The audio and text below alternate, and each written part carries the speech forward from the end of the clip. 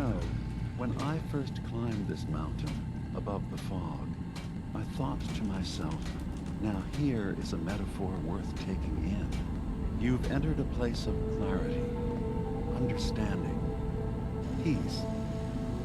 While you're here in Acadia, Synthkind welcomes you as long as you welcome us. What are you? I told you. I'm the old synth on the mountain. I know the plastic skin and tubes out the back can be unsettling, but I want to ask you to look past that. Tell me why you're here, and I'll try to help you. I came here looking for Kasumi Nakano. Really? I'm impressed. Few would brave the kind of journey you've had for the sake of someone else. Kasumi is here. She's safe and unharmed, and you're free to see her if you'd like. Before you do, though, tell me, do you think Kasumi is a synth? We're not answering any more questions until you play straight with us. Just who the hell are you, really? There's only one synth with that kind of face and a mind of his own. And I only see him when I look in a mirror. Nick? It can't be you. Don't give me that. What are you trying to pull? I've never seen you before in my life. Please, if you're willing to give me a chance, I can explain.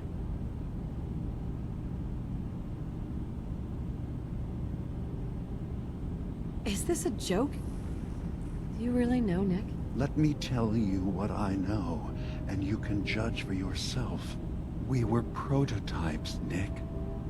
The first synths capable of independent thinking and judgment. Keep talking. One of the Institute's experiments had to do with how our brains could process personality. If we could handle individualized feelings and behaviors, I was allowed to develop mine based on experience. But with you, they wanted to try transferring an entire personality into you.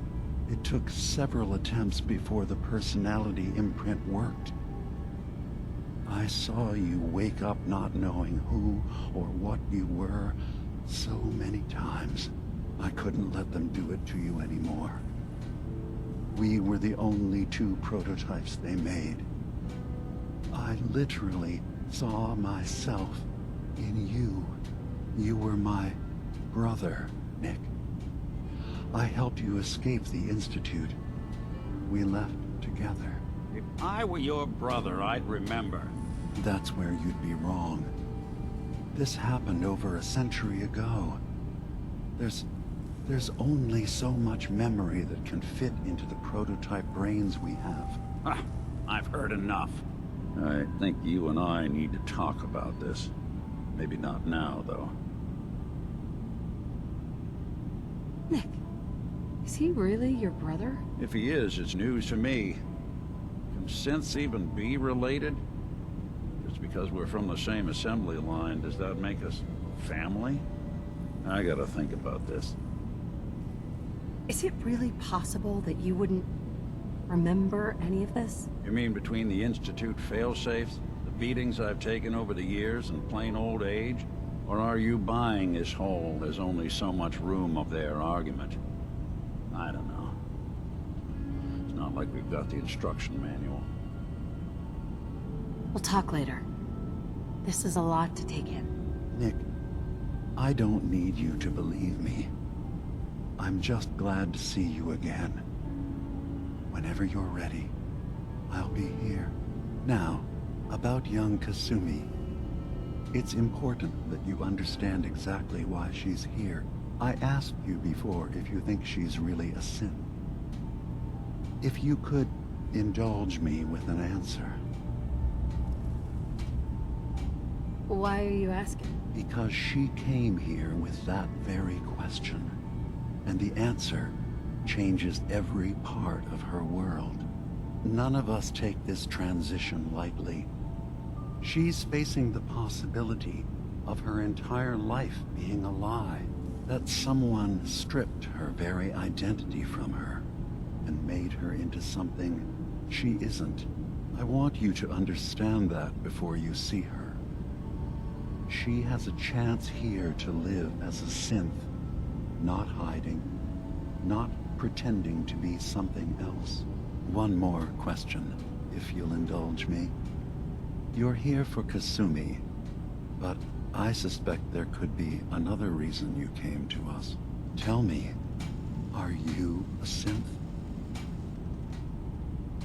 How would I even know? I'm afraid if you're looking for some biological test we can do, there isn't any. None that aren't fatal. Instead, you have to look for the signs, holes in someone's memory, feelings of unexplained isolation, odd dreams. But ultimately, you have to decide for yourself. What do you believe? Have you ever questioned your humanity? I'm a human being, not a synth. Are you sure? I don't mean to question you, but what's the first memory you have?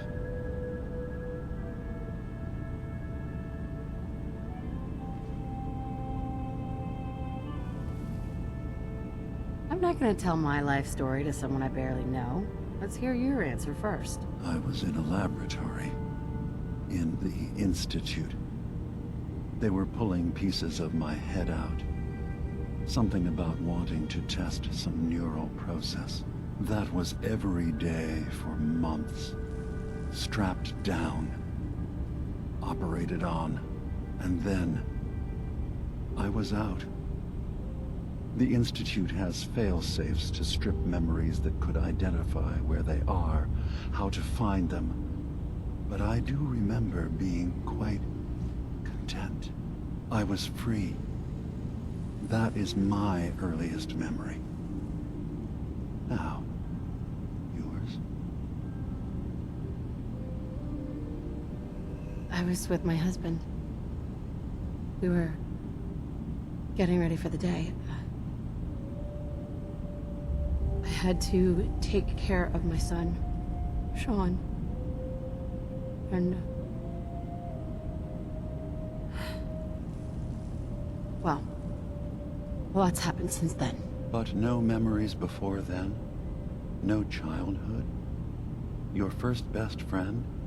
Your first kiss? That's usually a sign. Data is easy to migrate, but feelings... that's a hard thing to transfer into another mind. Isn't it funny how a memory can feel like a whole different reality? People, places, even sounds and colors can change. Or someone else has changed them. I won't lie to you. There will always be other explanations. Trauma, disease, the background radiation. They all take their toll on the mind. But I can promise you that you will be accepted here. Whatever you decide is true for yourself. I've heard enough. Where is Kasumi Nakano? Of course. Kasumi is usually working down below. You can see her whenever you like. Acadia is open to you. Feel free to walk the grounds. Introduce yourself to my co-founders, Faraday and Chase. Did you need anything else before you go? Who are you? What's your story? I came to this island over a century ago, hiding from my creators, the Institute. But after my escape felt secured, I was left with nothing. No programmed task. No false memories. I spent a year just sitting in a cave. Just sitting. One day, it finally occurred that maybe I could decide for myself what to do, who I was. I've been doing that ever since. Was there anything else? You should know. The Institute has been destroyed. What? It's over? No more courser hunts? No more slavery? But that also means the technology to make the synths is lost. Our origins have been buried. Not to mention the loss of human life. Sorry. I'm not going to judge the actions of someone who's wiped out a great evil. You have our gratitude. Is there anything else you need? I'm part of a group that helps synths. A railroad. Really? I don't understand why a group dedicated to helping synths would convince them through fear that their only option is to hide. Yes, they volunteer for the memory wipe. Yes, not knowing you're a synth makes it harder for the Institute to find you. But the cost, I know how frightening it is. The risk of capture.